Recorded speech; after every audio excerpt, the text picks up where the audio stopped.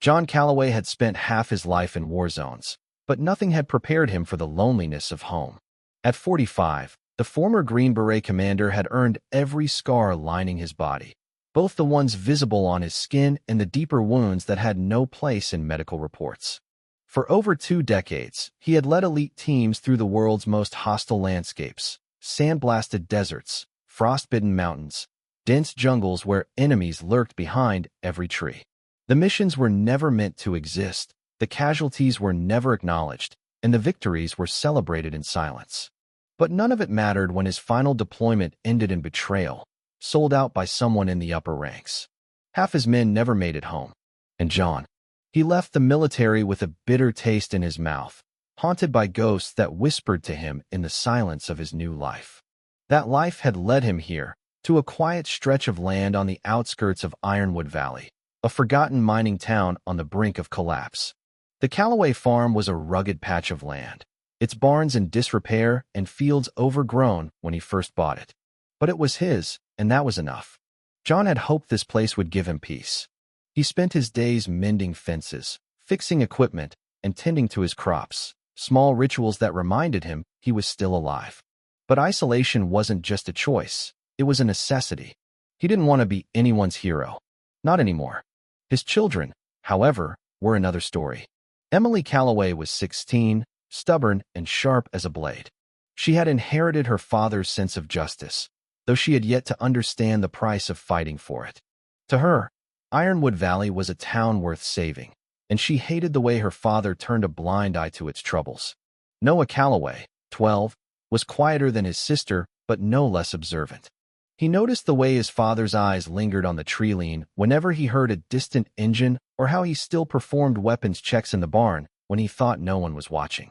Noah didn't fully understand what haunted his father, but he knew it was something deep, something unspoken. For a while, the Calloways lived in uneasy peace. But trouble had a way of finding John Calloway, no matter how much he tried to outrun it. The first sign of trouble came in the form of a black SUV kicking up dust along the Calloway driveway. John had been fixing a hinge on the barn door when the vehicle rolled to a stop, and he knew right away the men inside weren't here for small talk. Victor Kane stepped out first, a man built like a tank, his presence radiating control.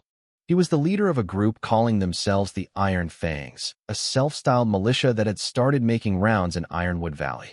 They claimed to be protectors, but John had seen their kind before. Kane smiled, the kind of smile that didn't quite reach his eyes. "John Calloway, heard a lot about you. Green Beret, right? Led some interesting missions overseas." John wiped his hands on a rag and met Kane's gaze. "That was a long time ago. Maybe. But a man doesn't forget how to lead." Kane's voice was smooth and practiced. "I'm here with an offer. The Iron Fangs are expanding. This town needs protection, and you have skills we could use. Join us, and we'll make sure Ironwood Valley stays in good hands." John crossed his arms. "And if I say no?" Kane chuckled, exchanging glances with the 2 men flanking him. "Why would you say no? We keep the peace. We make sure no outside threats come in. Sure, the town pays us a little for security, but that's just the cost of doing business. You could be a part of something bigger." John had heard this kind of talk before, thinly veiled threats wrapped in friendly tones. He wasn't buying it. "I'm just a farmer now. I'm not interested." Kane's expression didn't change, but there was a shift in his posture, an unspoken warning. Sometimes farmers need help. You never know what kind of trouble might find its way onto your land. John clenched his jaw, his hands instinctively tightening at his sides. "No trouble out here except the kind that just drove up my driveway." One of Kane's men bristled, but Kane held up a hand, signaling restraint. "Think about it," he said, voice lowering. "I'd hate for you to regret refusing." John said nothing as he watched them pile back into their SUV, the dust kicking up again as they drove away. Inside the house, Emily had watched the whole exchange from the window. When John stepped inside, she was waiting. "Why won't you do something?" she demanded. "They're extorting people in town, threatening business owners. Now they're here, talking about me and Noah? How can you just stand by?" John sighed, rubbing a hand over his face. "It's not as simple as picking up a gun and kicking them out. I've seen how these fights end. They don't end. So we do nothing?" Emily's voice shook with anger. "Dad, These people are destroying the town, and you're acting like it's not our problem. Because I don't want you and your brother growing up in a war zone. John's voice was firm but tired. I fought in wars that solved nothing. I've seen what happens when the wrong people take control. I've seen families get caught in the crossfire. You don't want this fight, Emily. You think you do, but you don't. She stared at him, eyes blazing. No, but I think you're afraid. Not just for us. For yourself. Because if you fight, you'll have to remember who you used to be. John flinched. She wasn't wrong. And that terrified him.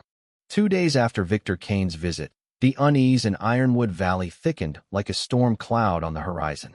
Word spread quickly. Kane and the Iron Fangs weren't just flexing their power, they were escalating.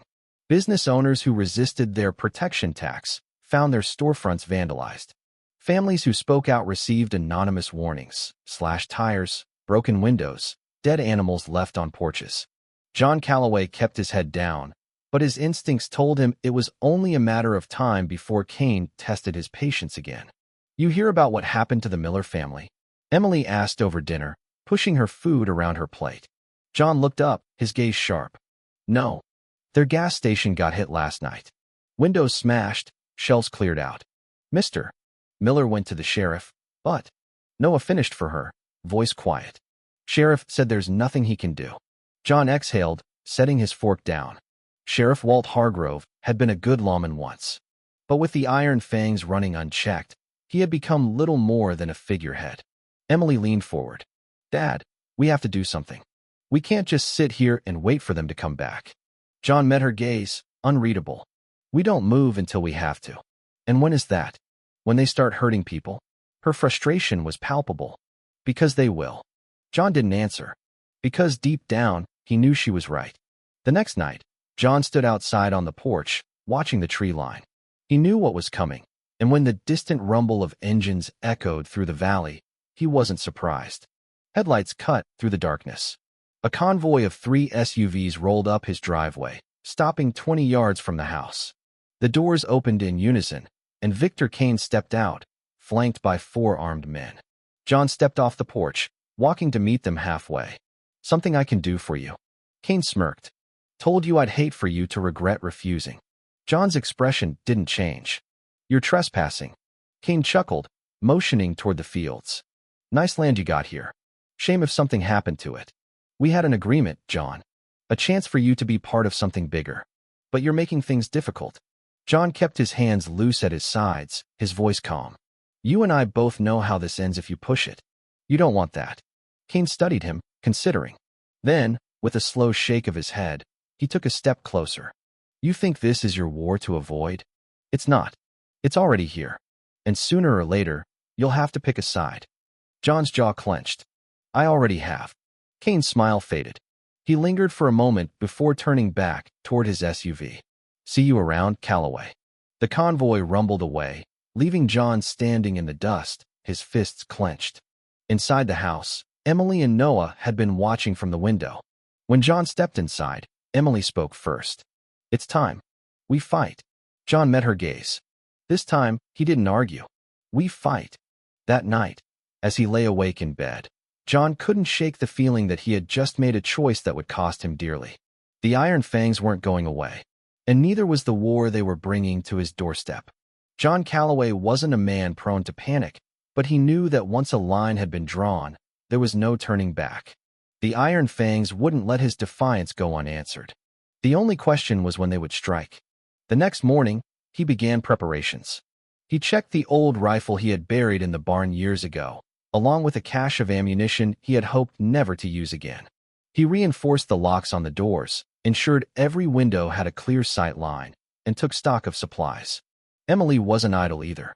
She spent the day in town, quietly talking to those who still dared to stand against Kane. Some were afraid, but others, those who had lost the most, were ready. Mrs. DeWitt said they threatened to burn her diner down. Emily told her father that night. She wants to fight. So does Mr. Langley from the hardware store. People are tired of being scared. John nodded. That's what I was afraid of. If they fight, Kane will retaliate even harder. We need a plan. We need people, Emily countered. You can't do this alone. John sighed, rubbing his temples. We'll start with those who are willing. But this isn't a rebellion. We protect what's ours. No one goes looking for a fight. Emily folded her arms. They already brought the fight to us. John didn't have an answer for that. It didn't take long for Kane to make his move. 3 nights later, just past midnight, John woke to the sound of something shattering outside. He was on his feet in an instant, grabbing his rifle and moving silently to the window. Flames flickered in the darkness. One of the barns was on fire. "Noah, Emily, get down," John barked, waking them as he moved toward the door. He stepped outside cautiously, rifle raised, scanning the shadows. Figures moved near the treeling. At least 4 of them, silhouetted by the fire's glow. "Calloway," Kane's voice rang out. "I told you this was coming. You should have listened." John tightened his grip on the rifle. "You've made your point. Now get off my land." Kane chuckled. "Not yet. You need to understand what happens when people say no to me. Maybe burning a barn isn't enough. Maybe next time it's your house. Or your kids." John fired. The shot cracked through the night, striking the dirt at Kane's feet. The men near the treeline scrambled, caught off guard. "Next shot doesn't miss," John warned. "Walk away. Now." For a moment, there was silence. Then Kane raised his hands in mock surrender. "All right, John. We'll go. For now. But this isn't over." As the Iron Fangs retreated into the night, John stood watching, knowing this was only the beginning. Inside, Emily and Noah waited, wide-eyed. "Are we safe?" Noah asked. John looked at his children, then at the burning barn. "Not yet," he admitted. "But we will be." By morning, the barn had been reduced to smoldering ruins. The acrid scent of burnt wood lingered in the air, a stark reminder of the war that had finally arrived. John Calloway knew he couldn't fight it alone. He saddled up his old truck and drove into town, Emily beside him. Noah stayed behind, watching over the farm with a shotgun within reach. The town of Ironwood Valley had always been quiet, but now there was a nervous energy in the air. Shopkeepers glanced over their shoulders, wary of who might be watching. The Iron Fangs had made their presence known, and fear was beginning to take root. John parked outside Langley's Hardware. Stepping inside where a small group of men and women had already gathered. Mrs. DeWitt, Mr. Langley, Sheriff Hargrove, and a few others who still had fight left in them. "They burned my barn last night," John said, cutting to the chase. "They're not stopping there. We need to be ready." Sheriff Hargrove let out a heavy sigh. "John, I want to help, but I'm outnumbered. My deputies are either too scared or in Kane's pocket." "Then it's time we stop relying on the law and start defending ourselves," Emily said firmly. "We can't just sit back and wait for them to pick us off." Mrs. DeWitt nodded. "We've got hunting rifles, some old shotguns. It's not much, but it's something." John looked around the room. "We train, we set up defenses, and we make it clear that Ironwood Valley won't be bullied. Anyone who wants in, meet at my farm at sundown."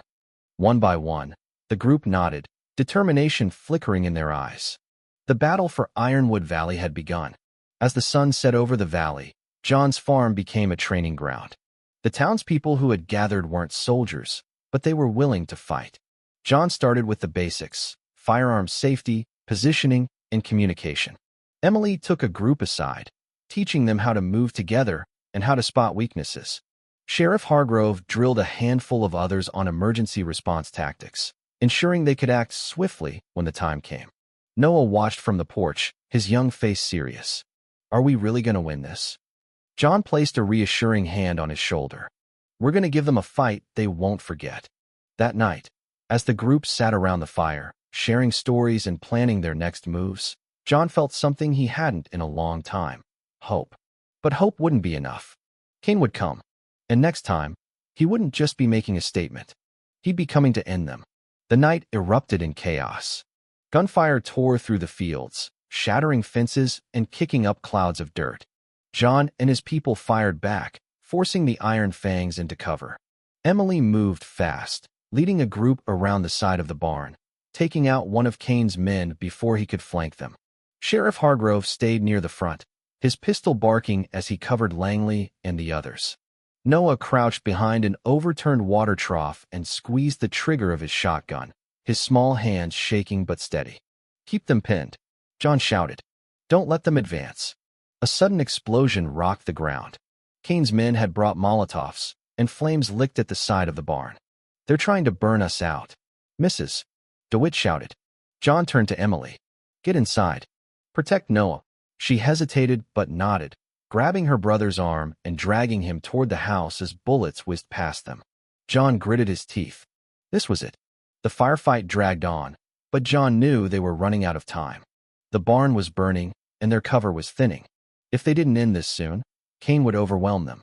Then, John saw his opening. Kane had moved forward, barking orders, confident in his victory. He was exposed. John took a deep breath, steadied his rifle, and squeezed the trigger. The shot found its mark. Kane staggered, a dark stain spreading across his chest. He looked down in shock, then fell to his knees. The Iron Fangs hesitated. Their leader was down. John stepped forward, rifle still raised. "It's over," he said, voice cold. "Drop your weapons. Walk away." For a long moment, no one moved. Then, one by one, Kane's men started retreating. Some threw down their guns. Others dragged their wounded into the trucks. And just like that, the siege was over. John walked up to Kane, who coughed, blood on his lips. "You should have left me alone," John muttered. Kane chuckled weakly. "You think this changes anything? There's always another Kane. Another fight." John looked down at him. "Then I'll be here." With that, Kane slumped over, and his reign of terror finally ended. Morning came, and with it, silence. Smoke still curled from the barn, but the town of Ironwood Valley had held its ground. They had won. John stood on his porch, surveying the aftermath. Langley and the others were tending to the wounded. Sheriff Hargrove was rounding up what was left of the Iron Fangs. Emily sat with Noah, exhaustion written across both their faces. Mrs. DeWitt approached him, arms crossed. "What now?" John took a deep breath. "We rebuild. We make sure this never happens again." She nodded. "And if it does?" John's gaze hardened. "Then they'll know better than to come back." As the sun rose over Ironwood Valley, John knew one thing for sure. This was home, and he'd fight for it until his last breath.